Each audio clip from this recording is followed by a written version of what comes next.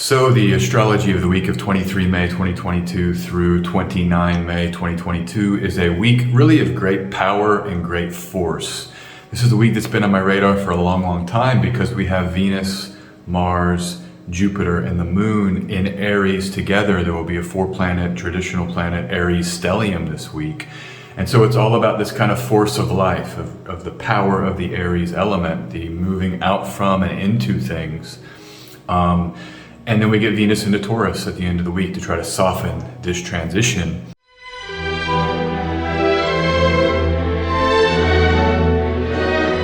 So let's just get into this week and let's examine what's going on. My name's S.J. Anderson. Welcome here to my channel. I'm glad you're here. And I'm glad to be here. Another week of astrology, another very dynamic week of astrology. Post-eclipse season, and now we're moving into a week of some just really chock full of astrological aspects, sign changes, and really big deals. So it's cool to have a week like this because the eclipse season strangeness is off us now, and we can kind of move in, or it's off us less. I mean, a lot of astrologers would tell you it's not until the Gemini new moon, which will take place next week, that early next week, that Gemini new moon will fully kick off post the end, will fully mark the end of eclipse season. That's not here yet, and we're not here yet this week. But it's certainly lessening. And the sign that takes over, Aries, with the prominence of all of the activation happening there this week, this was not a sign that was involved in the eclipses too heavily at all. Jupiter did enter Aries in between the eclipses, but there was no planetary ruler in Aries. And so because the activation of Aries is different energy than the eclipse energy, there is a sense, I think, that this is maybe some fresh starts. You may be feeling fresh start energy. I'm thinking some of you are.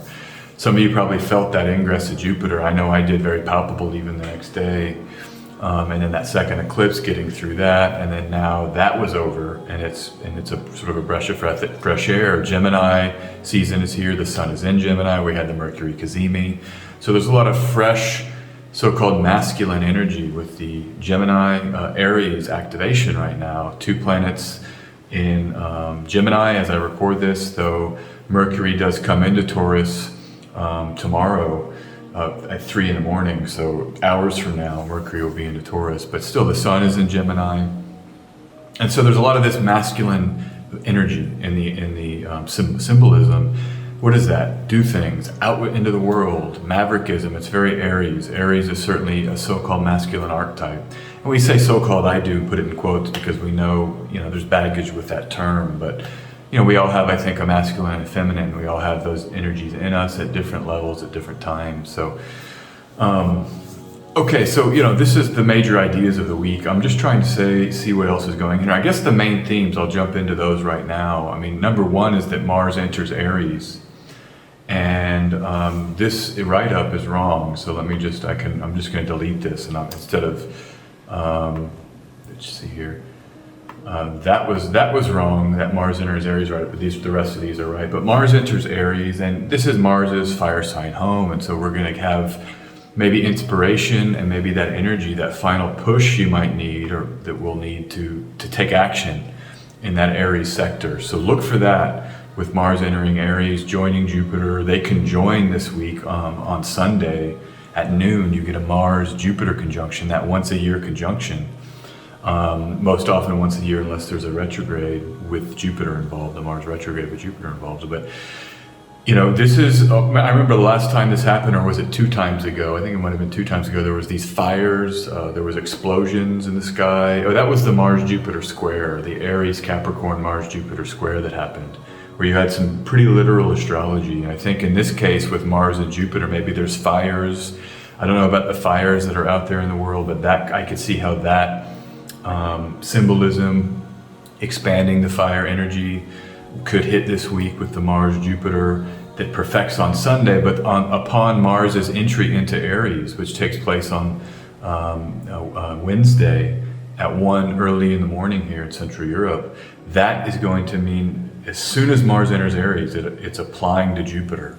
And this fire, moment, this moment of kind of exacerbation or there's a better term, it's escaped me, but triggering fires, making them greater, throwing fuel on the fire. That happens immediately here Wednesday, and then it lasts all of Mars's transit through Aries because it will have a co-presence with Jupiter, but maybe it climaxes here on Sunday with their conjunction. So that's the number one story this week, this major moment of Mars-Jupiter energy mixing.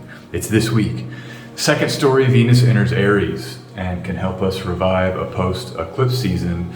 And this write-up actually was wrong. Sorry, I didn't have time to go into the detailed side of this write-up. I apologize. But I have, on the slides, I've written about each of these aspects, and I just forgot to go back and update this. But Venus does enter Taurus. The major theme here is that you have Venus as Earth domicile, touch, physicality, the body, the earth, the materiality. And it's a side of the Venusian pleasure that's maybe less cerebral. And so we can lean into this moment with Venus and Taurus here. It arrives, when is this exactly? Venus conjoins Taurus or enters Taurus on 28 May. That's on Saturday, pardon me, at 5 in the afternoon here in Central Europe. 5 in the afternoon, we have the Venus entry into Taurus. And yeah, I mean, I think it helps, in my view, to have this really explosive fire week, and then we get to settle in maybe into some of the more earthly pleasures or earthly delights as a way to maybe rest a little bit from what happens at the first part of this week. So look for that on Saturday, 1646, where I am in Central Europe. And then the third and final story. My prep work on this talk went bad. It went bad, but I can tell you that it's the moon in Aries, which is my transit of the week, is this moon in Aries. And I'll talk all about it, but basically the moon is going to trigger the Aries setup. And of the options, this is just really, I think, the best option, because the moon is traveling with Mars right now. It's in Pisces, applying to Mars. It will be applying to Mars Monday. The moon on Wednesday, so Monday and Tuesday, the moon is with Mars in Pisces. Then the moon conjoins Mars, the moon enters Aries on 24 May. Mars enters Aries on 25 May. That's what I remember. The moon will conjoin Mars while Mars is still in Pisces. The moon enters Aries, and then the Mars joins the moon in Aries. And so you have the moon with Mars all week, and then the moon is enters Taurus ahead of Venus, but that's squaring Saturn. And then, of course, you have the moon in Gemini ruled by retrograde Mercury. So I just went ahead and picked this moon in Aries as the transit of the week. The first chart is this Wednesday moment, 1:18 Central European time. Here I am in the Western Balkans, and we have Mars in Aries for 6 weeks. Mars enters Aries. The pure Aries is going to be with us, this kind of power action or big moves. And it came up a little bit on Twitter the last week or so. Someone was talking about Aries. I forgot the context, but I went and researched the idea of the ram. You know, the symbol for Aries is a ram. And you see these rams, they have at least a symbolic association with being out on their own. They kind of go off on their own. I'm not sure how true that is in nature, but the idea that they're a solitary animal, but you certainly could see them off on mountaintops and things and kind of doing their own thing. But it's this idea of the solitary ram, leaving and breaking free. And it's one of my favorite ways to look at the Aries archetype, these are people that want to do things their own way. It's not, in my experience, the energy of anger. That one I just don't get. I know a lot of chill Aries, and they're just doing their own thing. They might say, no, thank you, I don't want to go along with you, I'm not going to do that. But it's not anger. They're really relaxed usually when they decline things. I find Mars in Cancer is the most angry Mars, but that's a whole nother conversation. Mars in Aries is a power Mars, where the choices that one can make with this kind of support in your Aries sector, Jupiter and Mars, Venus there, and the moon joins this week. It's where are you going to say no, and what are you going to say yes to that's different and might disappoint people. You might be disappointing some people with your initiations and what you're moving your power into this week.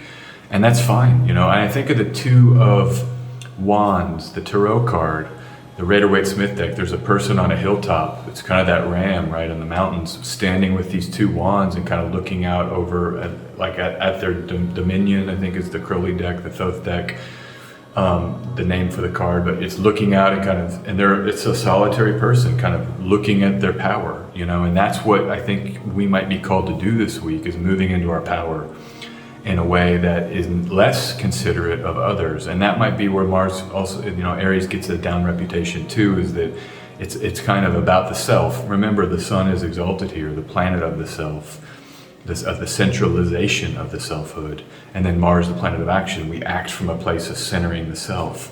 And so there may be a reputation of selfishness. That's when I can go along a little bit more, because it's just the nature of the archetype. People will tell you this is the first sign in the zodiac. So this is when spring begins, the new year, the astrological New Year's. It's the first. And there's something about that phase of childhood development. Some people will overlay the zodiac with the phases of development where you're the kind of individuated, the first baby when you first come out. There's something there where there's the selfishness, where this family centers around that newborn to keep it alive. I mean, that's part of the survival strategy. And it's necessary to make a baby live. To allow a baby to live, as parents, you have to center that baby. But maybe that's where some of that selfish energy comes in. But I'm just kind of riffing here on pure Aries. What do I have here? Power, action, big moves. The reason why I think it's big moves and even more powerful action is Jupiter is right with Mars, right upon the entry. And if you're a sign-based aspect person, which I tend to go that way, you have Mars. There is no aspect with Jupiter, actually. There's a contra antitia, but that's something else. But there's no Ptolemaic aspect. Only until the entry from into Aries does the aspect start. And so that's why I think we might feel some real palpable, fresh beginnings of big moves or some power action. Jupiter being big or more, adding more power to this mix, to this Arian archetype, this Aries archetype. And so, yeah, that's why I have power action and big moves. This is the only time Mars and Jupiter are going to be together while Jupiter is in Aries. Jupiter will be in Aries 6 months this year, 6 months next year. So this might be the time, maybe the most potent opportunities for your Aries sector. When you have the ruler, the domicile ruler, and then the night triplicity ruler, Jupiter together mixing with Venus here for this week, adding its aid, whatever it can do here while it's in Aries, and the moon comes in. I mean, this is kind of the moment here. So you may consider that what you want to do with this powerful activation, or just be prepared for it, knowing what house in your chart this is, what whole sign house in your chart this is. Okay, and that's really, Saturn is supported by sextile. That's the other thing I want to point out in these charts and say a little bit here about Saturn. Saturn just entered its own Egyptian terms. The last 5 degrees of Aquarius are where Saturn has the most dignity in the whole of the zodiac during the daytime, because it's the day triplicity ruler of Aquarius. Saturn is the domicile ruler of Aquarius, and Saturn is in these Egyptian terms. Now, Saturn will retrograde back out of those terms. I don't have that date when it leaves these degrees right now, but Saturn, so it's not going to be in these Egyptian terms all summer and until it enters Pisces in March 2023, but it'll be there for a lot of it. And you can think about Saturn in these degrees as just the most powerful Saturn we have. The restrictions, the installations of new order, the kind of necessity. I was just tweeting about Vedius Fallon says Saturn is of the nature of necessity, and I've been thinking about that all day since I have that, I've known that, but it's been on the front burner of my consciousness. I think it's the perfect word for Saturn, because necessity is a good thing, right? What we have to do, what is necessary, it defines our life. It can restrict it, but that definition allows for powerful things. The modern stereotype of Aquarius is the inventor, right? And there's this famous phrase, I can't get it out of my mind. Invention, let's see, is I can't even think of it, but it's something like necessity is the mother of invention. That's it. So through necessity, Saturn, we actually are forced to invent things. And this is where you get into the immanence component of Saturn. Saturn as an immanence marker, because you have to work within the limits. And so you have this very powerful Saturn making sextiles here. to Mercury this week. There's a Saturn. So let's go back to the first page. There's a bunch of sextiles. Saturn and Venus make a sextile as Venus leaves Aries. That happens on Wednesday. There's a bunch of stuff going down with some sextiles in the sky, but effectively, the major deal is that you have these Aquarius and Saturn, sign-based sextile and degree-based to Aries placements, and then Aries makes a sextile to Gemini. So you can see this relationship between Saturn, powerful, and Aquarius, this kind of limited limits that bore out a new invention, the thinking sun, the kind of verbal and inquisitive sun, the curious sun, and then a lot of the action, the powerful action planets right there in the middle, pushing us forward.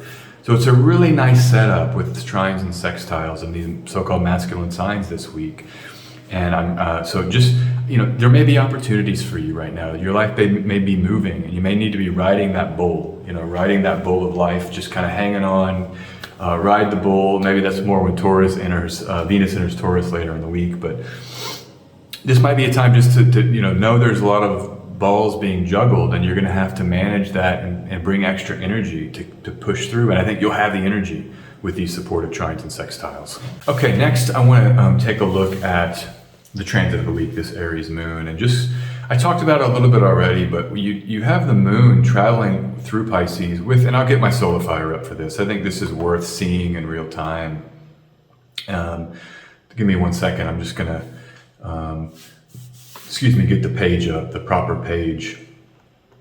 Solar fire is great because you can customize these views, and you can make pages where you have a really custom layout for how you like to look at charts or what you want to examine. And so for me, that's less important here. I just want to show you, here we are now. And if we just scroll through hour by hour, you can see the sun here.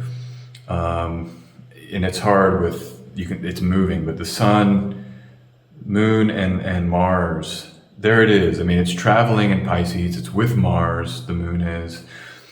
And so, are you going to pick an election with this moon applying to Mars? Jupiter's nice in Aries. There is this shared, Jupiter-Mars energy already because of the exchange of signs. But this aversion is maybe a little bit strange. And applying to Mars is just not that ideal for an energy, for a pick of energy, or for any kind of election. And so let me see here. Let me just keep going. Earlier in Pisces, I think maybe you can use that if you have to, but you want to, my opinion, get the moon separating from Mars. There's no way out of this Mars-Moon combination this week. There's no way. But you just want to get it separating. And so the moon enters Aries. Here it is, right here first. There it is. The moon enters Aries. There it is. The moon is entered Aries late on Tuesday. And then about an hour and a half later or something, Mars enters Aries. And now they're together, but the moon is now separating from Mars and now applying to Jupiter. So the moon is, while it is carrying martial light, it is very close to Jupiter in this chart. And this is the chart I picked. I think you could also wait and look for other charts during this Aries moon. Look for something like, if you want to get the moon with Venus in those late degrees, that could potentially work. That's Thursday. You'll have that moon with Venus. But these are the moons I would be examining as the kind of freshest moons. Just check out this moon, ruled by Mars strong in Aries. Night triplicity ruler there is with it. The other benefic, the night benefic, is with it. And they're blending here in this sort of very powerful, energized moment. So of the options this week, this is why I picked that moon. Let me come back to the PowerPoint. What do I have here? It activates the benefics in Aries. Anytime you have a Jupiter-Venus co-presence in any sign, it's just lovely for that sign. And when you have the moon there activating, it's lovely as well. And this is the first Aries moon that has this double benefic activation. Last time that didn't happen, that the Venus was not in Aries.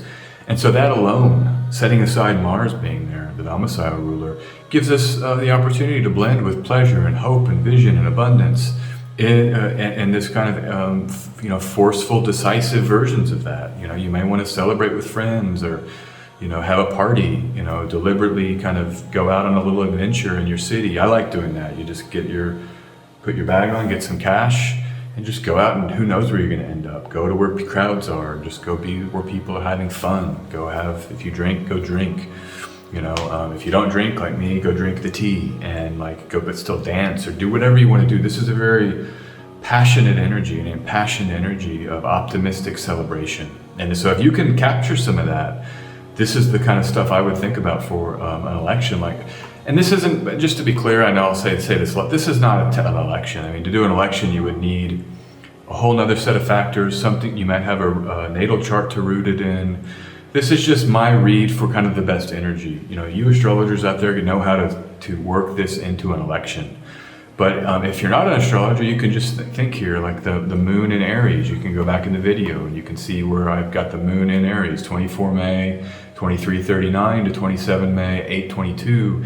These are the energies where you'll have this Aries moon. Everything I'm saying here would apply in a general sense without picking that exact moment, okay? So let's come back. The Jupiter-Mars conjunction at the end of the week gets activated early in the week before exactitude, because the moon will blend here right on Wednesday. Basically, Tuesday night into Wednesday, we're starting the Mars-Jupiter thing, whatever that's going to build to the end of the week. And it's heavy this week. Mars, Jupiter, powerful action, go big, So anyhow, I'll be looking for kind of news stories that may be martial or maybe fire oriented, and hopefully people are protected, that it's not like a damaging fire, but maybe there's some other kind of cultural phenomenon or symbolic embracing of this energy, these kind of very powerful, direct, potent symbols. I think about Mars Jupiter in Aries was it 2011? This was the halfway point of the Jupiter-Saturn cycle, the last Jupiter-Saturn cycle, because Jupiter was in Libra and Mars was in Aries. And that was when you had Osama bin Laden, the reports of his capture happened, the Will and Kate wedding, I think, was that weekend. So it can be just this like powerful energetic of this, that was military. The Osama bin Laden example was a military example. But that's the energy of the week. I mean, there's no way out of Mars this week. You might as well embrace it. Get this Aries moon, go full into the Mars moon combinations with this Aries moon. 28 May, 1647, Venus enters Taurus on Saturday. And I was thinking when I wrote this about the Venus story. It's been such an ordeal, hasn't it? Venus retrograde in Capricorn on Pluto. Then Mars comes and Venus and Mars travel together and that whole dance. Then Venus was with Mars and Saturn in Aquarius and that very difficult malefic dance.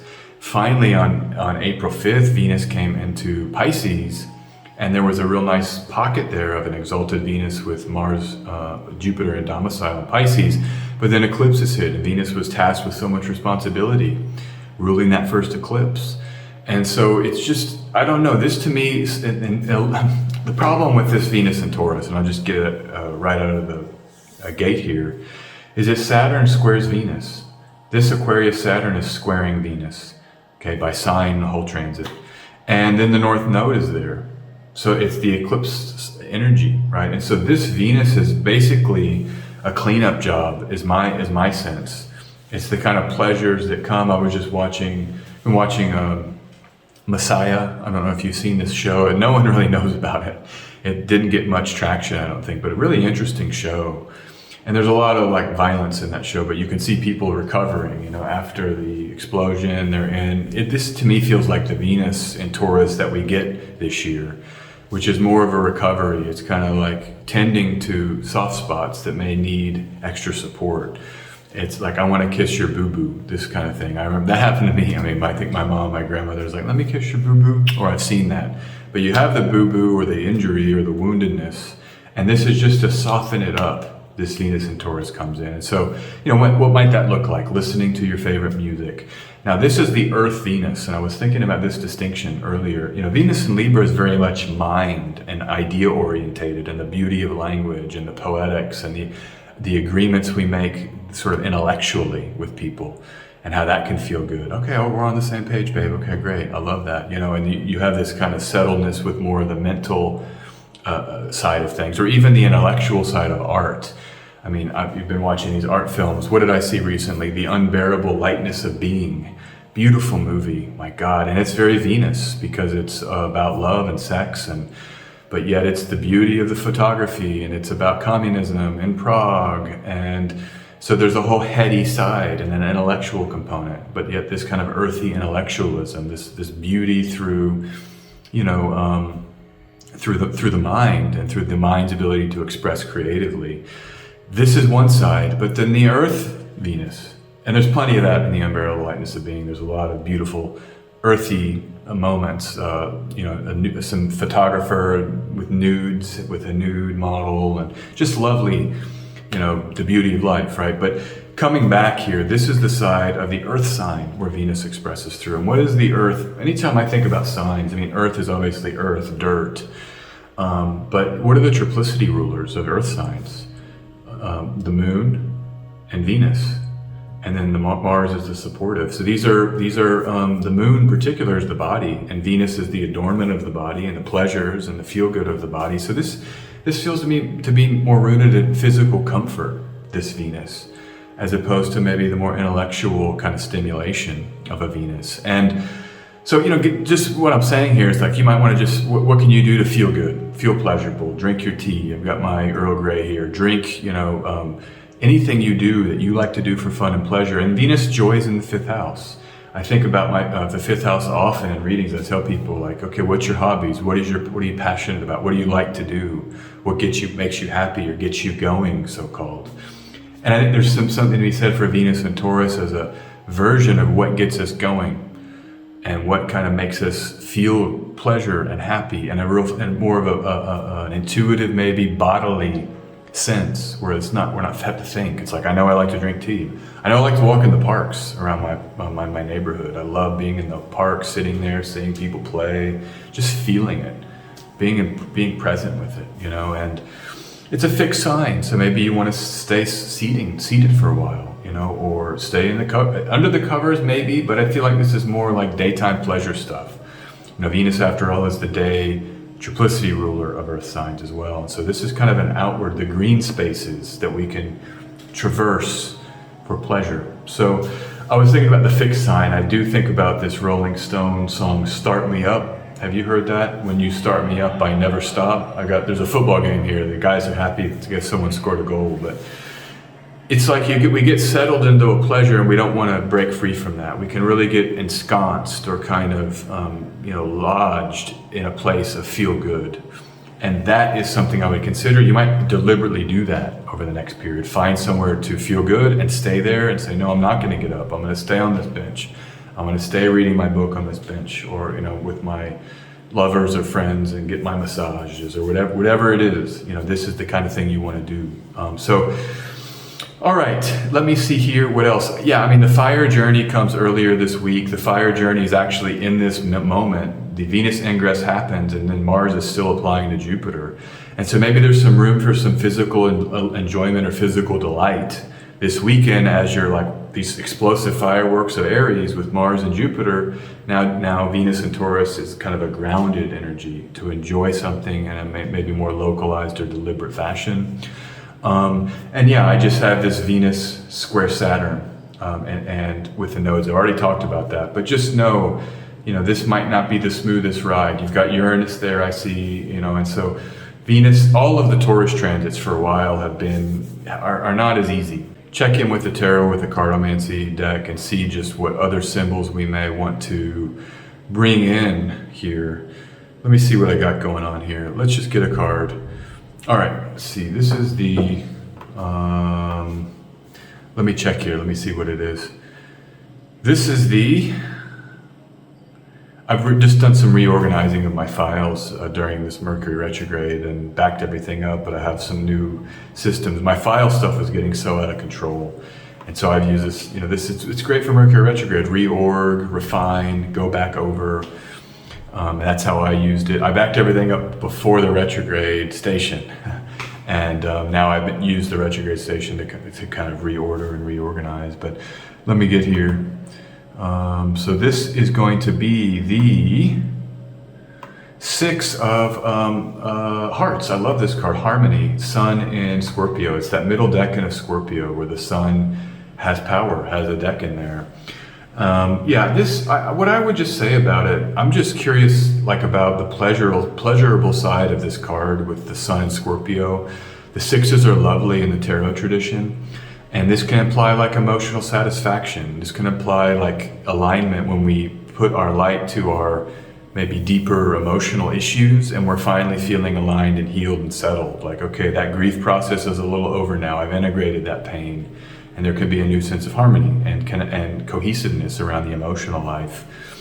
And so I wonder how that could fit in. I mean, if we just go back to the chart of this Venus ingress,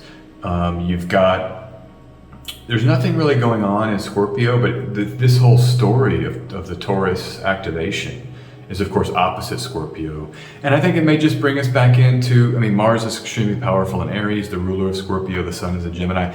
What I'm going to say here is I think it brings us back into a post-eclipse season, because Scorpio is heavily involved in the eclipse because the lunar eclipse was there, the South Node is there now.